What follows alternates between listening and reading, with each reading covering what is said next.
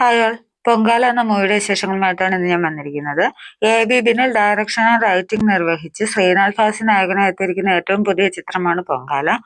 ദുർഗാകൃഷ്ണ, ഹാരിഷ് ഉത്തമൻ, പ്രവീണ, ഇന്ദ്രൻ, സലൻസിയർ, ഷമ്മി തിലകൻ, ബാബുരാജ് തുടങ്ങി ഒട്ടനവധി താരങ്ങൾ ഈ ചിത്രത്തിൽ അണിനിരന്നിട്ടുണ്ട്.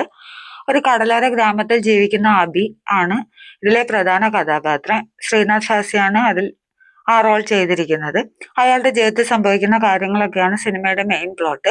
2.25 മണിക്കൂറാണ് സിനിമയുടെ ഡ്യൂറേഷൻ വരുന്നത്.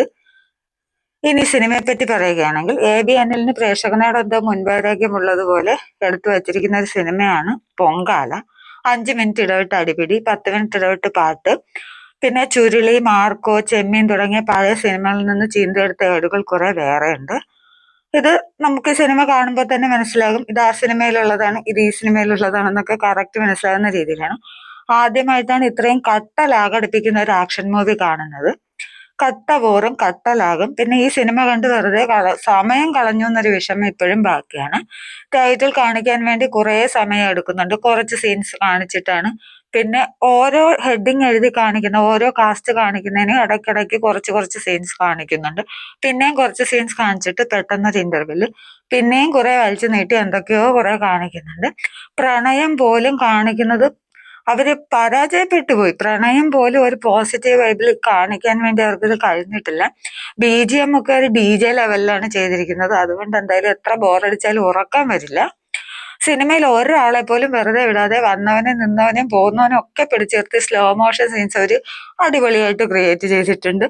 സമയം പോകുന്നതല്ലാതെ അത്രയ്ക്ക് കട്ട ബോറായിരുന്നു സിനിമ. ഒരു ഏകദേശം ഒരു 40-45 മിനിറ്റോളം ഓരോരുത്തർക്കും സ്ലോ മോഷൻ തന്നെ കൊടുത്തവർ വലിച്ചു നീട്ടിയിട്ടുണ്ട്. ഇതൊക്കെ പറഞ്ഞാലും സിനിമയുടെ ലാസ്റ്റ് അരമണിക്കൂർ അടിപൊളിയായിരുന്നു. എ.ബി. ബിനിൽ വിചാരിച്ചാണ് എന്തായാലും ഇവർ ഇത്രയും കഷ്ടപ്പെട്ട് കണ്ടതല്ലേ, എന്തെങ്കിലും ഒരു പോസിറ്റീവ് കാണിച്ചില്ലെങ്കിൽ ഇവർക്ക് സങ്കടമാവില്ല എന്നോർത്തായിരിക്കും. പക്ഷെ ക്ഷമയുള്ളവർ മാത്രം ഈ സിനിമ കാണാൻ പോയാൽ മതി. അത് മാത്രമേ എനിക്ക് പറയാനുള്ള. ക്ഷമയുടെ നെല്ലിപ്പലക കണ്ടതിന് ശേഷം നമുക്ക് ആ ലാസ്റ്റ് അരമണിക്കൂർ പോസിറ്റീവ് ആയിട്ടുള്ള കുറച്ച് കാര്യങ്ങൾ സിനിമയിൽ കാണാൻ പറ്റും. തെറിവിളി എന്നൊക്കെ പറഞ്ഞ പ്രത്യേകിച്ച് കുട്ടികളും ഒരിക്കലും ഈ സിനിമ കാണരുതെന്നാണ്. കാരണം ചുരുളിയിൽ അതേപോലെയുള്ള ഓരോ വാക്കിന്റെ ആദ്യമൊക്കെ തുടങ്ങുന്നതേ തെറിവിളിയിലാണ്. ഓരോ സെന്റൻസിന്റെ ആദ്യം പോലും തെറിവിളി. കുട്ടികളൊന്നും മാക്സിമം ഈ സിനിമ കാണാതിരിക്കാൻ ശ്രമിക്കുക.